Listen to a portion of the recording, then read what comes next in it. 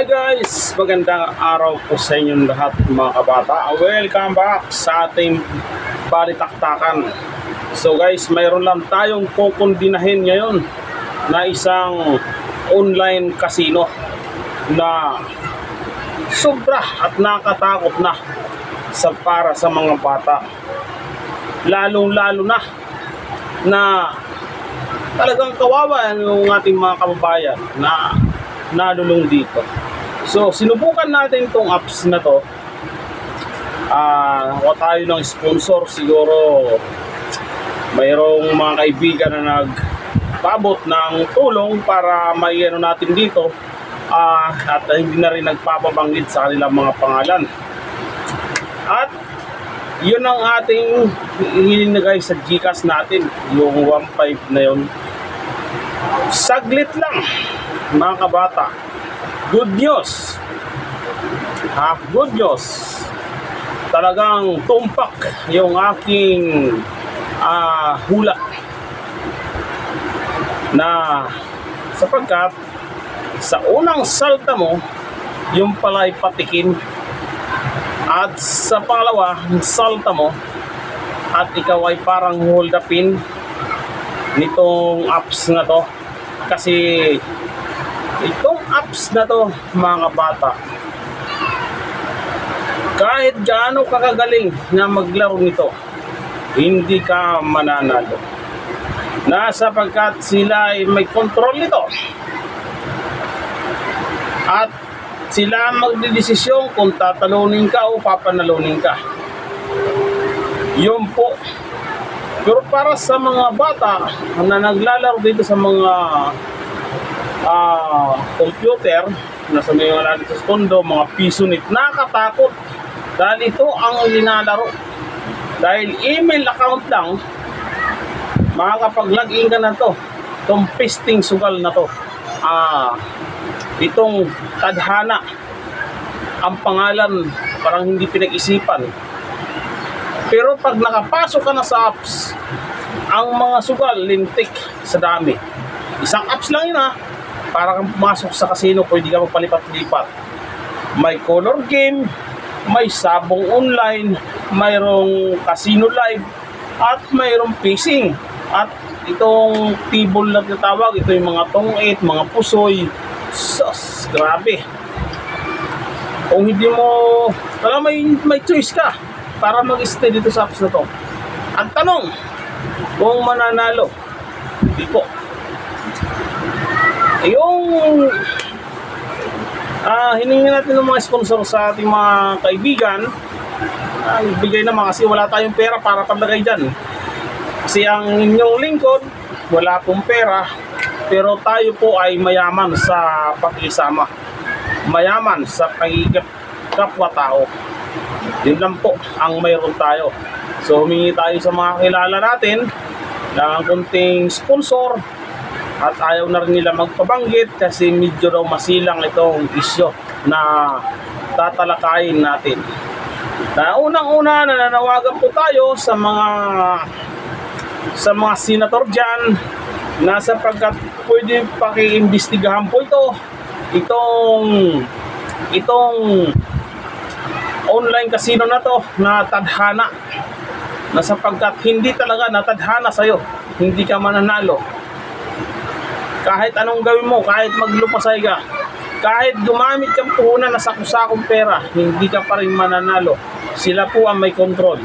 Dahil sinubukan natin doon, tataya tayo ng 5 piso, tatama 2, talo ka pa ng 3. Yun po ang malungkot na katotohanan. Magso-super win 12 pesos po. Ayan po yung linaro natin doon, isa Super S. Isa lang. Talagang saglit, wala pang isang oras, umbos ang 1.5. Pinutol-putol pa yung pag-ano natin, bis matagal pa yung pagkasin doon sa sugal. Isa pa yung paano katalunin. Ganun po ka-desperado mandaraya itong apps na to. So, ang maganda nito, maimbestigahan, ay ipatawag itong pagkor na to. Kasi nagtataka ako mga kabata, ang gobyerno natin may batas sa nagbabawal sa mga sugal. So mayroon na isang ahensya ng gobyerno para sa mga sugal. At medyo magulo. Talaga mga bata, magulo. At medyo naguguluhan ako kasi may sinasabi ng gobyerno pag mayroong kaukulang kaso pagsusugal. Ngayon tinaasan natin ang piyansa sa 2,000 ng piyansa kung hindi ako nagkakamali dito sa Manila pag ikaw ay nahuling nagsusugal.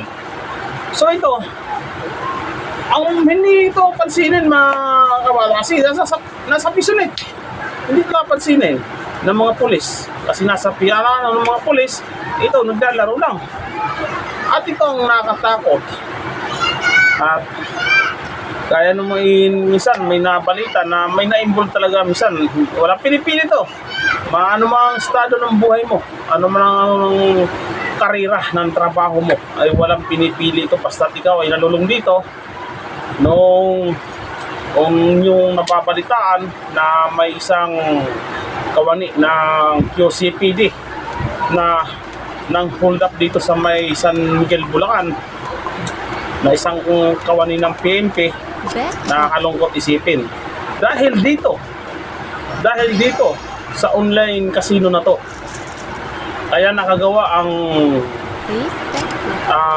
isang kawani ng PNP, nakagawa ng isang krimen na hindi niya inaasahan dahil sa gusto siguro makabawi dito sa ay hindi talaga dito. Sa tingin ko hindi ka makakabawi rito. Sila po may control para manalo ka.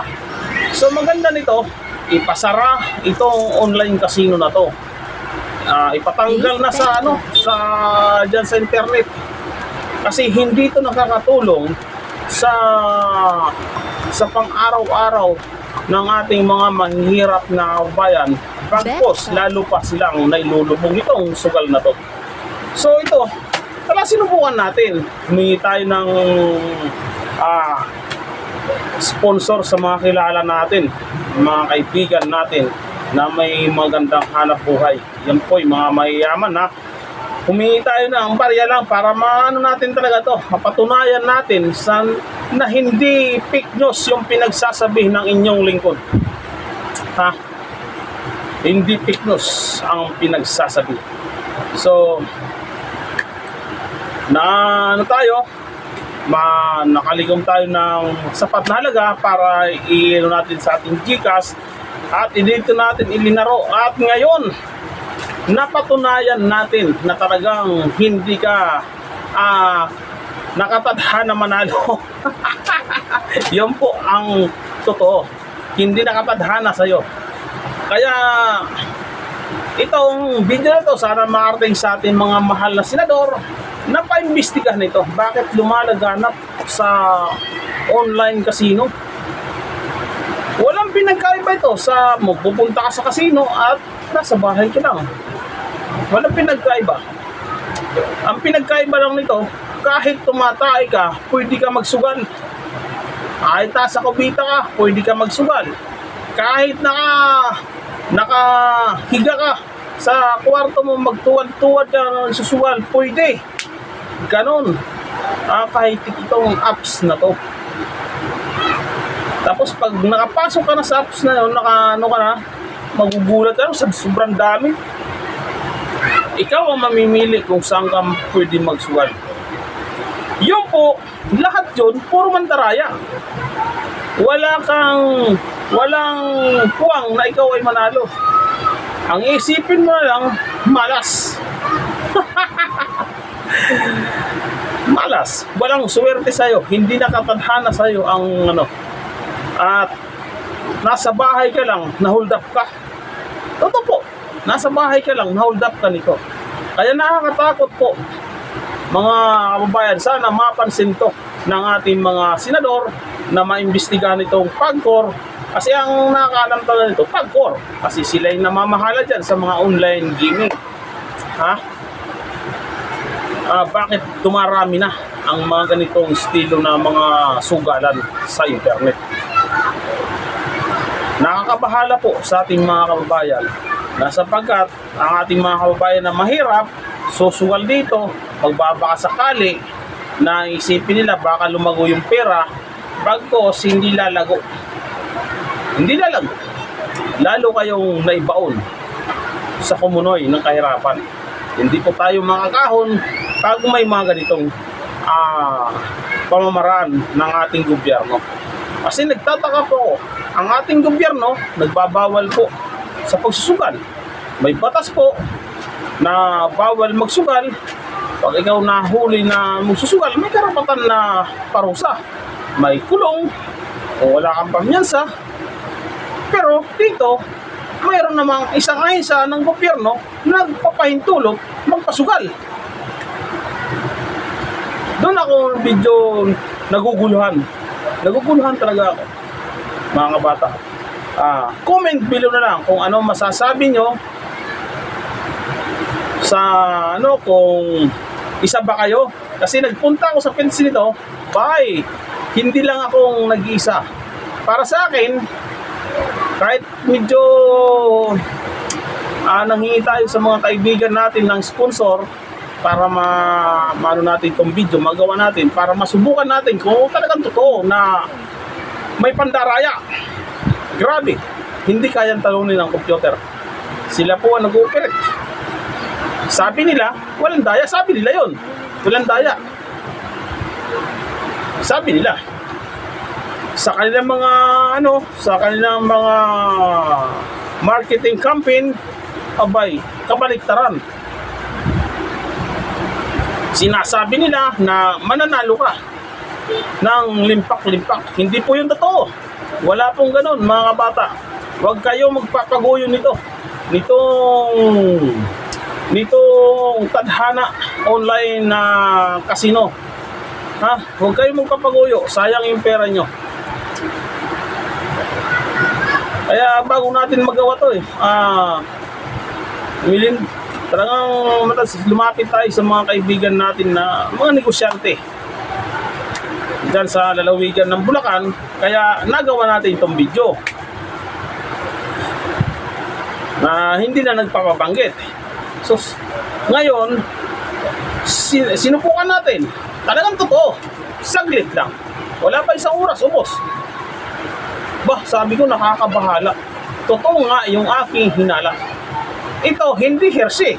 Kasi mayroon tayong katibayan, mayroon tayong mga sa GCash na doon, paano tayo nag-cash out, doon, para makapaglaro tayo. Umabot ng 1.5. Paputol-putol, may 200, may 300.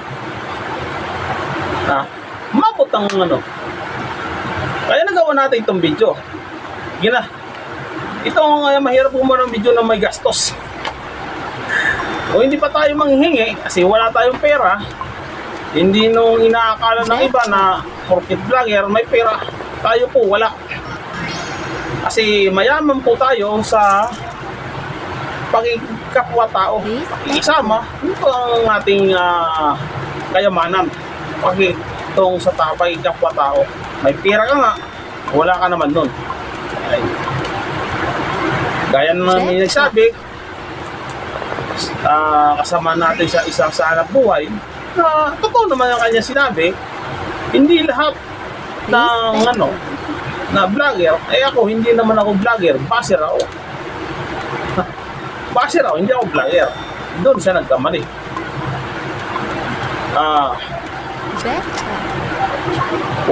Totoo naman, wala tayong pera. Wala tayong pera.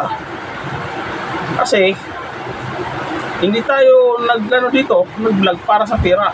Nag-vlog tayo rito para informasyon sa mga tao na sumita sa mga ganitong nakikita natin sa internet.